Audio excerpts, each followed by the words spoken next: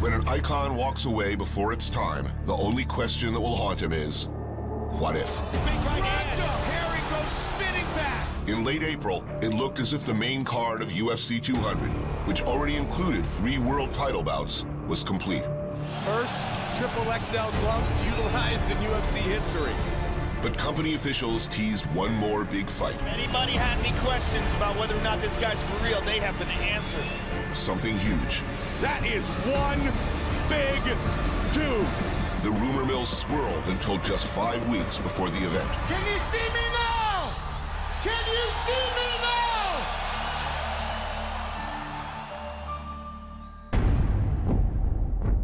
now? I picked up the phone, I called Dana White and said, listen, if there was any time for Brock Lesnar to come back, it would just make sense that it would be for UFC 200. Between his imposing stature and freak athleticism, Tonight I got on that sailing and rode it out of town, baby! Woo! Brock Lesnar became the biggest pay-per-view draw the UFC had ever seen. UFC Heavyweight Champion of the World! The former heavyweight champion headlined some of the most memorable events in history, including UFC 100, and had a knack for punctuating things with a Brock Lesnar-sized exclamation point. And it is all over! He's out.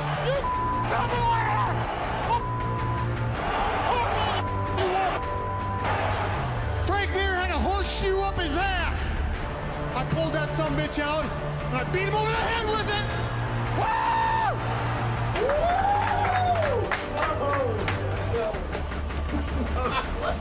8 weeks listening to that dumpster talking trash. But the Lesnar era, though electrifying, only lasted for 3 short years. During his reign as champion, Brock's toughest fights were in a hospital as he battled a serious disease of the digestive tract. Lesnar was in and out of surgery between world title defenses, and he nearly died. Brock Lesnar has done it! This is about my family. This is about my doctors. This is about my training partners. And I'm still the toughest SOB around, baby. In May 2011, surgeons removed 12 inches of Lesnar's colon. The effects lingered and made even day-to-day life difficult, not to mention fights in the octagon. I've had a really difficult couple of years. Tonight was the last time you'll see me in the octagon.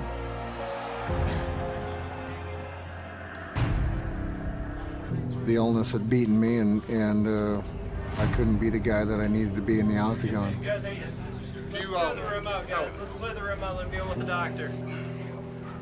In retirement, Lesnar was haunted by that question, what if? And even 5 years after he closed the octagon door behind him, the question persisted. Why are you going back in the octagon for UFC 200? Because I couldn't live with that decision. I don't want to be sitting 20 years from now saying, you know what, son, you should have went and did that. That chapter of my life, I didn't like the way the chapter ended, so I couldn't continue the book and move forward. So finally, eventually, he's just decided, yep, I'm throwing my hat back in the ring. Now that he's answered the octagon's call, the world wonders, what if? What if this is the last time they'll see this larger-than-life figure fight again? What if it's a second coming? For now, the only question that will be demanded of Lesnar is this: can he beat the man who will stand across from him on July 9th? He can generate tremendous power from real short distances. There's tremors coming off that overhand right when he throws it. Like you said, you can feel it, you can hear it. Oh, he tagged him. And again, trying to finish it. And just like a great assassin, kills his opponent and he takes off. What's up, Brock? You should have stayed at home, mate. Oh, he got nailed. Nice uppercut. Boy, he knew when he landed that. He just walked away. Mark Hunt is one of those men whose temperament aligns perfectly with fan interest. Oh! Goes through! The 5'10" Samoan has to cut weight to make the 265-pound limit. That's it. And he has patented the walk-off knockout. Oh, big right hand from Hunt! The UFC's version of the home run in the bottom of the 9th. Hunt's fighting life began before the UFC was a global phenomenon. In 2001, he fought in the world kickboxing circuit. And though he showed some intangible qualities, he wasn't sure he could make combat into a career. I was still working a full-time job when I got my first contract for work in 2001. I won the world title and I became a contracted fighter. If it were not for fighting, Hunt may still be working 10-hour days in construction. Which is perhaps why when a door is open, he knows to step through it. The profile of this fighter is huge. Brok Linser, of course, he's huge. When it gets given to you on a platter, and you know, me being a fighter, I'm gonna get it. Opportunity knocked, and Mark Hunt answered the call to fight at UFC 200. But for Brock Lesnar, the opponent did not matter. His greatest foe never stood across from him in the octagon. I'm facing two demons. You know, the last few fights that I had, they just weren't fun anymore. I want to get back and reclaim my loss to my illness and just to have fun.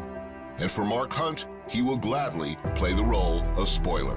To me, I don't care what his story is. To me, I'm not interested in if he has feelings. I'm interested in just hurting him. As for predictions on July 9th, neither Lesnar nor Hunt have ever been men of many words. He's going to try to knock me out. I'm going to try to take him down. I'm going to try to hit him in the face. It's fighting, people. I don't have to sit here and build this fight. All I care about is knocking his head off in that octagon on July the 9th.